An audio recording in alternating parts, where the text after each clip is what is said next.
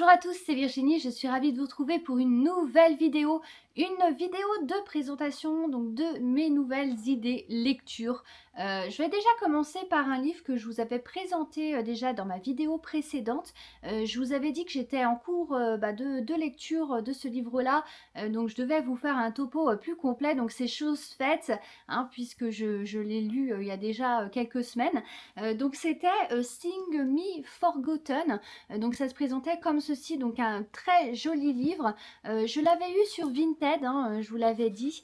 Il y a des choses que je trouve vraiment sympas aussi sur Vinted parfois. Donc le livre comporte des illustrations intérieures comme celle-ci. Il y avait aussi deux petites cartes. Le livre était dédicacé donc pour la personne, hein, qui l'avait acheté et mis sur Vinted.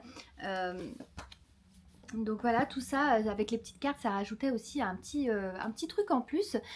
Donc là, on est dans un esprit fantasy, mais un esprit assez différent aussi de ce que j'ai l'habitude de vous présenter et de lire, puisqu'il s'agit d'un thème sur l'opéra. Donc j'ai trouvé déjà le thème vraiment original, puisque là, on va rentrer vraiment dans un opéra. On va suivre l'héroïne qui est une gravoire. Je trouve vraiment beaucoup de parallèles avec la légende du fantôme de l'opéra, hein, dans ce livre-là. Donc je pense que pour ceux qui aiment aussi cette légende, ça ne pourra que vous plaire. Les gravoirs en fait sont traqués, sont exterminés donc dans cette société. Vous avez aussi les fendoirs. Ce qui sépare les deux, en fait, c'est que les fendoirs sont censés avoir des pouvoirs, on va dire, assez limités par rapport aux gravoirs. Les gravoirs, eux, sont capables d'aspirer les souvenirs des autres. Les fendoirs peuvent aussi un peu manipuler l'esprit des humains, mais pas autant en fait que les gravoirs. Donc les gravoirs sont tellement craints en fait que dès qu'ils sont petits, on les noie ou voilà, en tout cas on s'en débarrasse. Et surtout en fait, ils ont une apparence physique en fait très altérée. Euh, les gravoirs sont vraiment défigurés, les fendoirs un petit peu aussi, mais les gravoirs c'est encore pire. Donc vous avez Isda, donc l'héroïne, qui porte un masque. Elle a été recueillie par un homme qu'elle considère comme son père. Finalement, elle va découvrir aussi des secrets qui l'entourent par la suite. On voit un peu qu'il l'exploite, hein, quand même, hein, dans cet opéra qu'il tient.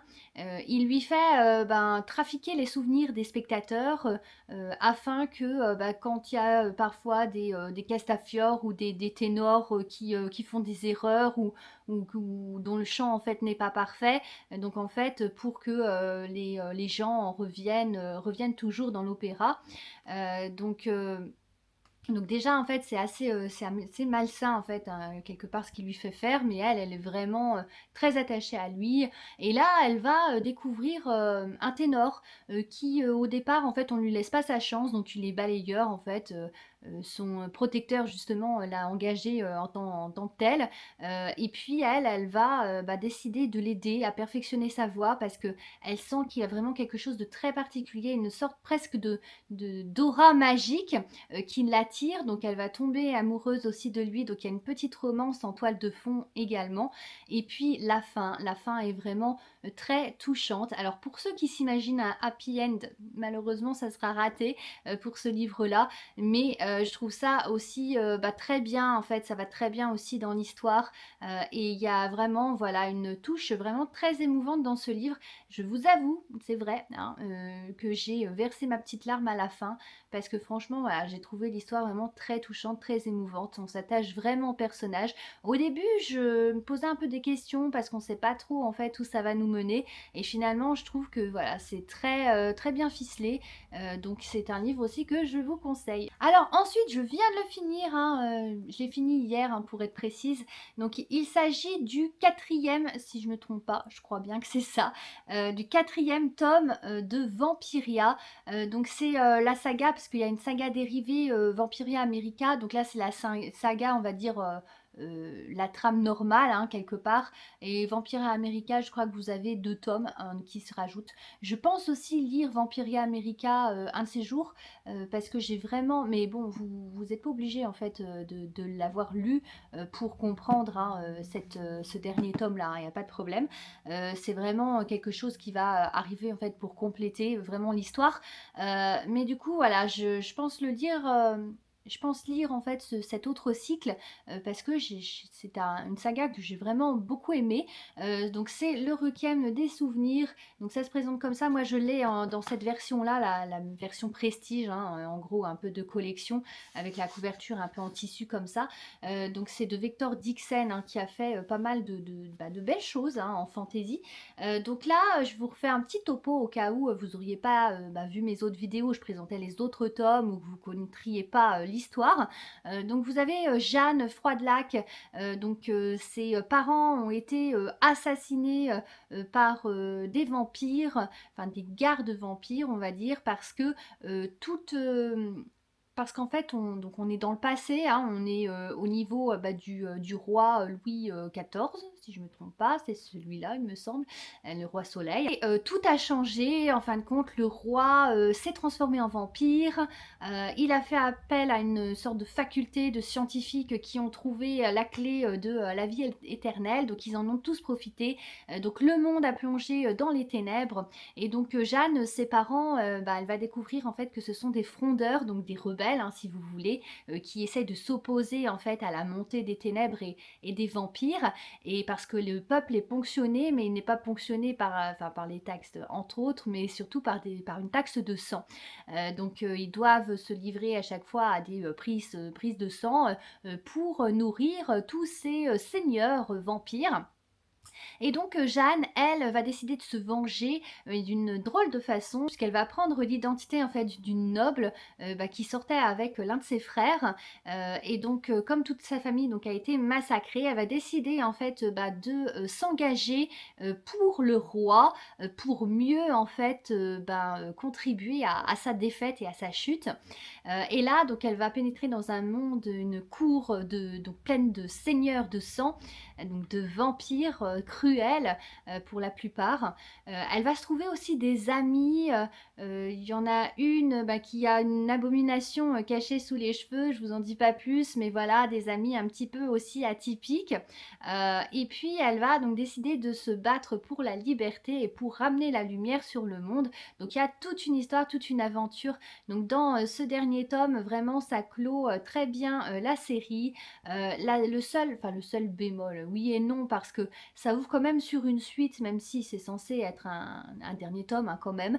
Mais bon, on peut se dire que peut-être que l'auteur serait capable de faire une suite parce qu'il n'y a pas de fin réelle. Enfin, disons que voilà, ça, le cycle peut se poursuivre. Je vous en dis pas plus là non plus pour pas vous gâcher l'histoire, mais voilà. Et donc, ouais, c'est une fantaisie vraiment captivante, alors assez cruelle aussi, hein, parce que pour vous dire, dans le premier tome, les têtes en fait coupées de ses parents avaient été exposées à la vue de tous au palais par le roi. Donc voilà, il y a un petit côté aussi, enfin, j'irai pas jusqu'à dire horreur, parce que pour moi, ça reste quand même light, hein. Mais bon, il y a voilà, un petit côté épouvante, un petit côté comme ça, un peu dangereux, enfin cruel.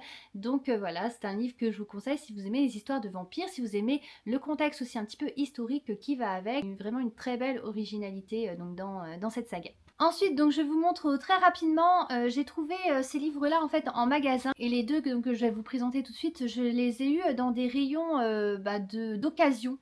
Donc du coup, ils n'étaient pas chers du tout, ils m'ont coûté juste quelques euros. Je les ai trouvés sympas, donc c'est ceux-ci. Donc vous avez ici le tome 2 de Demigods Academy et là l'étrange ville de Grimsley. Donc voilà comment ça se présente. Donc je vous fais un topo vraiment très rapide.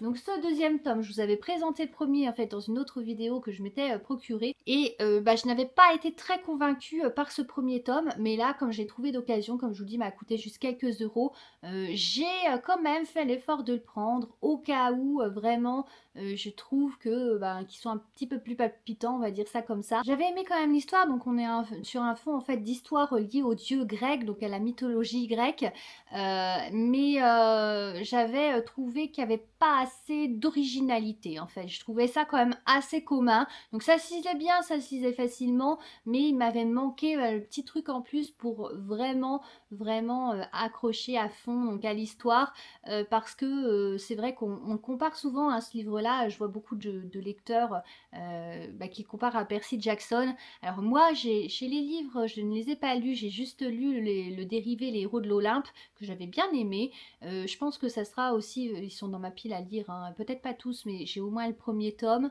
peut-être le 3 et 4, enfin j'en ai plusieurs. Donc je pense que je prendrai peut-être ceux aussi qui me manquent, enfin je dirais déjà le premier tome pour voir ce que j'en pense, mais voilà, je pense que je vous le présenterai aussi dans une prochaine vidéo, enfin voilà, quand je prendrai le temps de lire cette saga-là. Mais par contre, je connais Percy Jackson, les deux films, et franchement, j'aimais bien. Je trouvais que c'est original, justement. Et cette originalité, je ne l'ai pas retrouvée, en fait, dans ce premier tome. Donc, je vous lis le résumé rapidement. Le chaos règne à la Demi-Gods Academy depuis qu'Hadès, le dieu des enfers, a réclamé que je rejoigne son clan. Or, les règles ici sont claires, chaque élève sera formé par le dieu de son clan et ira vivre avec lui. C'est peut-être la dernière fois que je vois mes amis et surtout Luciane. Mais je n'ai pas le choix, je dois suivre Hadès aux enfers et me plier à son entraînement. Je dois apprendre à être plus forte, plus féroce, à affronter et contrôler les ténèbres d'Hadès, ces mêmes ténèbres qui se cachent en moi. Et aussi, je ne dois pas me laisser influencer par ce dieu séducteur. Donc voilà, je vous dirai ce que j'en aurais pensé quand j'aurai lu. Ensuite, donc, L'étrange ville de Grimsly.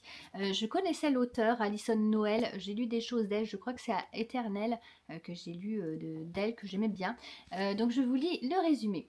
À Trembleterre, tout est magique. Certains peuvent voler, on y suit des cours pour apprendre à tordre les cuillères par la pensée. Les chiens donnent naissance à des cochons et au final, il n'y a que le jeune Grimsly, 12 ans, qui est anormalement ordinaire. Aussi, quand un malfrat dérobe les ossements du cimetière pour animaux, la source même de la magie de la ville, le pire est à craindre et Trembleterre est en passe de devenir normal. Grimsly et ses amis se lancent alors à la recherche des coupables au risque de déterrer un complot dangereusement mortel, réveiller la magie. Donc voilà, le résumé m'a beaucoup plu. C'est quelque chose par contre apparemment d'assez jeunesse, hein, de ce que disent les gens. Je pense que ça peut être original, après à voir ce que ça donne. Je vous dirai aussi ce que j'en aurais pensé. Ensuite, je suis en train de lire, j'en ai beaucoup entendu parler de ce livre-là, je l'ai beaucoup vu, hein, j'ai vu de la pub aussi faite pour ce livre, hein, sur le net. C'est Le Pacte des Roses. Donc j'aimais beaucoup la couverture, le jaspage aussi, hein, bien sûr, qui rajoute aussi un petit truc en plus, donc assez romantique. Je vous lis le résumé. Donc, 6 débutantes, intro d'un pacte de sang, Londres 1848. Chaque citoyen d'Angleterre a le droit à un pacte magique avec la reine Faye, une seule chance d'acquérir un don exceptionnel. Mais tout pacte a un prix. Cette année, la saison mondaine marque l'entrée d'Ivy Benton à la cour. Contre toute attente, la reine lance alors une compétition entre débutantes pour la main de Bram, le séduisant prince héritier. Pour Ivy, c'est l'occasion de sauver sa famille de la ruine et de libérer sa sœur du pacte cruel qui a brisé sa vie. Plongée dans un tourbillon de balles, de rivalités féroces et d'enchantements mortels, Ivy découvre un univers où chaque sourire cache un secret, chaque promesse faillit un sombre dessein. Tiraillée entre Bram et son frère Emmett, elle est aussi placée au cœur d'un complot qui pourrait tout détruire, y compris ce qu'elle tient le plus à protéger. J'ai lu aussi les commentaires, hein, sur Booknode. C'est assez partagé, hein, au niveau des avis des gens. Donc, je vous dirai bien sûr, hein, ce que j'en aurais pensé quand je l'aurais terminé. Il y a des gens qui trouvent qu'apparemment il y a un retournement de situation à la fin, que c'est un peu de trop, enfin voilà, qu'ils ont décroché à ce niveau-là, et puis que la fin est un petit peu, pas très finie, mais bon, apparemment ça ouvre sur une suite, donc c'est peut-être aussi un peu normal, hein, il y aura un deuxième tome. Et puis, il y a des avertissements contenus, hein, quand même au début, j'ai vu, dont l'un c'est je vous dis pas le nom, je vais les player parce que au cas où avec la censure YouTube, mais donc du SEXE, voilà. Donc apparemment il y aurait un peu de ça aussi dans le livre, voilà, il y en a qui trouvent l'héroïne aussi assez fade, assez niaise. Donc on verra, voilà. J'ai hâte quand même aussi de le lire, de me forger ma propre opinion et de vous dire ce que j'en aurais pensé. Il y en avait un que je vous avais peut-être montré d'ailleurs dans une vidéo, je vous montre parfois les livres que je mets dans mes envies, hein, sur Booknode. J'avais envie de me le procurer et puis il se trouve que j'ai trouvé aussi en magasin, donc j'en ai profité pour le prendre. Donc c'est The Wind Weaver, donc ça se présente comme ça. Donc j'aime beaucoup là encore la couverture avec ce beau phénix, hein, quelque chose vraiment de feu, hein, de rouge, hein. qui pète, j'ai envie de dire. Et puis vous avez aussi un petit jaspage, donc voilà, on ne sait pas trop, c'est des nuages, hein, voilà ce que ça représente. Mais bon, ça rajoute aussi une petite touche au livre. Ah, vous avez en fait deux parties. Donc là, vous avez marqué, donc lorsque les braises d'une ancienne prophétie sont rallumées, elle déclenche une tempête qui sauvera le royaume ou les détruira complètement. Et puis, donc, je vous lis le résumé à l'intérieur. Donc à l'intérieur, ça se présente voilà comme ça. Magie et aventure tourbillonnent dans cette romance envoûtante où une jeune femme ravive les braises d'une ancienne prophétie déclenchant une tempête qui pourrait sauver son royaume ou les condamner tous. Le royaume d'Anduin est déchiré par la guerre. Les halflings comme Rhea Fleetwood sont tués à vue. Mais l'exécution de Rhea est interrompue par un sauveur inattendu, bien plus terrifiant que ses tueurs potentiels, le mystérieux commandant Sith. Entre les griffes de ce nouvel ennemi, Rhea se retrouve à lutter pour sa vie dans les étendues arides des terres du Nord. Pourtant, plus elle s'éloigne de chez elle, plus elle apprend que rien n'est ce qu'il semble être, ni son redoutable ravisseur, ni le fléau qui ravage son royaume, ni elle-même. Car Rhea n'est pas une halfling ordinaire, l'étrange tache de naissance sur sa poitrine et le vent qu'elle appelle instinctivement signifient qu'elle est un vestige, l'une des 4 âmes dispersées à travers Anduin, destinées à restaurer l'équilibre de la magie. Mais maîtriser le pouvoir qui est en elle n'est qu'un début, son désir pour le commandant, un homme en qui elle ne peut jamais avoir confiance, un homme qui a ses propres plans, brûle aussi férocement que les tempêtes qui battent en elle pour se libérer. Rhea doit choisir étouffer les flammes ou les laisser la consumer. Donc voilà, donc ça promet d'être assez épique aussi, comme vous le savez si vous suivez mes vidéos ou ma chaîne, j'aime beaucoup les lectures épiques, hein, où ça bouge, où il y a de l'aventure, où il y a aussi un peu de romance, donc à voir aussi ce que j'en penserai. Et enfin, pour terminer cette vidéo, je vous présente les 2 derniers livres que je voulais absolument vous montrer. Et il se trouve que il y a une anecdote à savoir avec ces livres-là. Ils ont eu vraiment beaucoup de mal à me trouver ces livres parce que donc c'était un financement en fait participatif sur le site Ulule, hein, des éditions Le Héron d'Argent.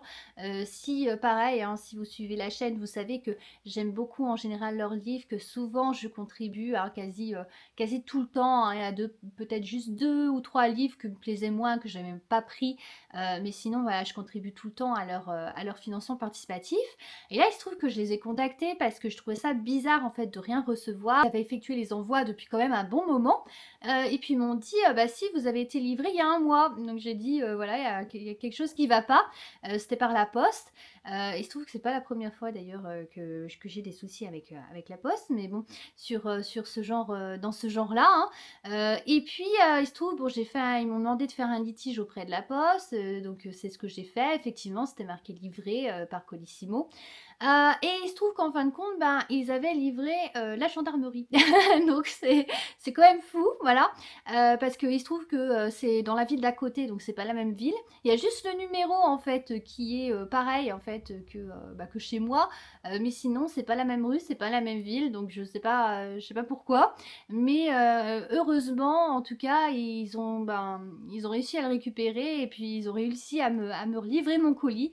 Et franchement, ça m'aurait fait défaut parce que déjà, c'est quand même un investissement des livres, hein, surtout des livres comme ça, de ce genre-là, qui coûtaient quand même assez cher. Ce sont 2 livres en plus jaspés, mais aussi surtout parce que je voulais vraiment les avoir et en plus je les trouve vraiment magnifiques.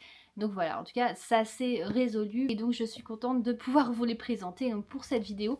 Il y avait aussi ces 2 petites choses donc avec, donc ils mettent souvent des petits bonus en plus, hein, si on atteint certains objectifs, hein, sur Ulule. Je crois que celui-ci je l'avais avec un de leurs livres justement. Celui-là j'ai un doute, je suis pas sûre de l'avoir eu, mais donc voilà des petits... des sortes de petits panneaux comme ça dorés, hein, en dur, donc c'est très sympa. Ensuite donc on pouvait choisir plein de livres, hein. Il y en avait encore je crois au moins 4 ou 5 autres, hein, qui étaient possibles de choisir, hein, sur différents thèmes. Il y en a un pour lequel j'ai hésité et l'autre qui m'a tout de suite plu en fait. Donc je vous les montre, donc les voici, les très très beaux livres avec des jaspages vraiment super joli, j'aime beaucoup.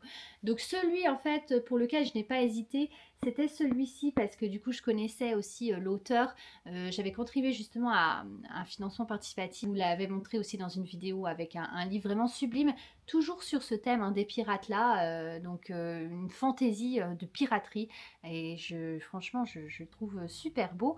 Et puis le deuxième, j'ai un peu hésité entre celui-là et un autre, et puis finalement parce que du coup c'est là on est plus sur le conte de fées hein, revisité, puisqu'il s'agit de La Petite Sirène revisitée, donc avec le dernier chant d'une sirène. Du coup j'hésite un petit peu parce que les contes de fées revisités, j'en ai découvert quelques-uns, il y en avait qui m'avaient plu.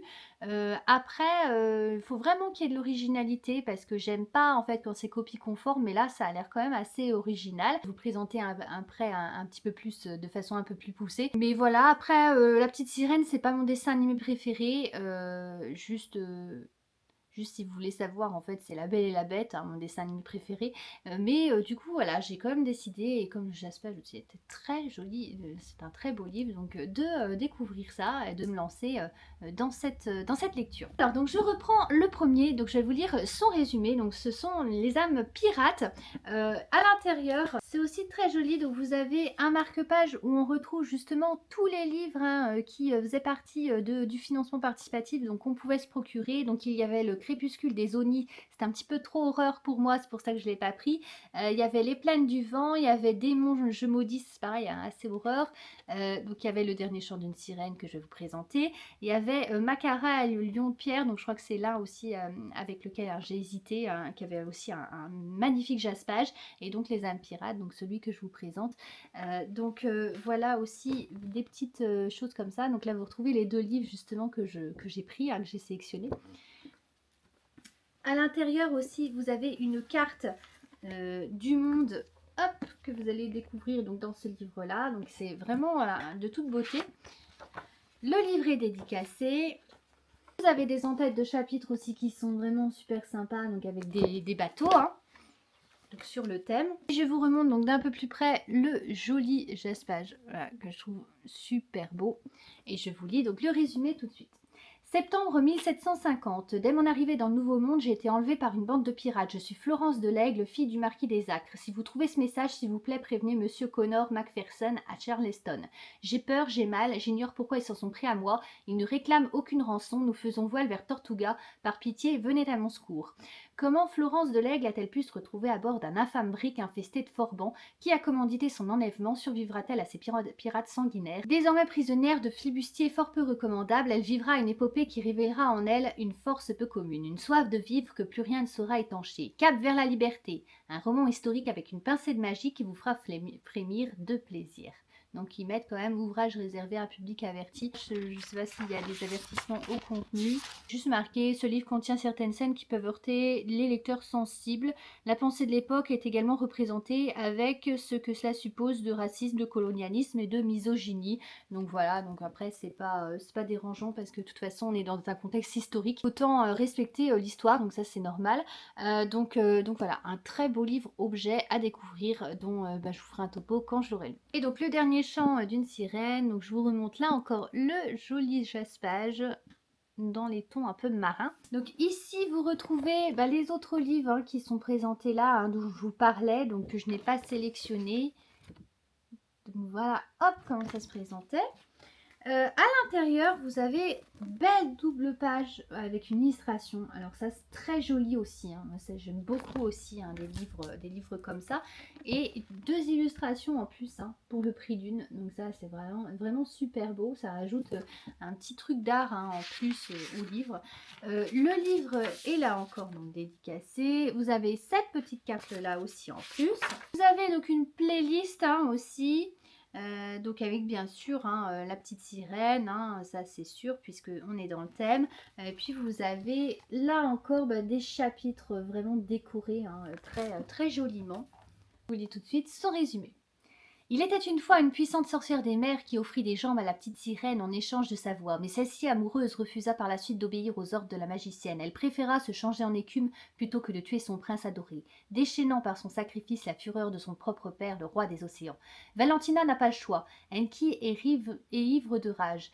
Elle doit fuir loin de la mer, devenir elle-même l'une de ces créatures à deux pattes qu'elle méprise tant. Désormais prisonnière de sa nouvelle forme humaine dans un monde qu'elle déteste, la sorcière rumine sa vengeance. Tiens, Et si elle commençait par cet abruti de prince? Donc voilà, je trouve qu'il y a assez d'humour, hein. C'est une revisite qui a l'air vraiment très originale là encore. Donc j'ai hâte aussi de le lire et de vous dire ce que j'en aurais pensé. Ça c'était tout pour cette vidéo, j'espère qu'elle vous aura plu. Comme d'habitude, n'hésitez pas à laisser vos impressions s'il y a des livres que vous aimeriez découvrir ou me faire découvrir. C'est avec plaisir que je vous lirai, que je vous répondrai. N'oubliez pas de vous abonner pour suivre les prochains contenus sur la chaîne et je vous dis à bientôt pour de prochaines vidéos. Salut à tous. Des livres en folie, des contes en cascade, des rêves qui s'écrivent dans une promenade, la magie des motifs, des univers qui donnent vie aux livres et traversent les airs.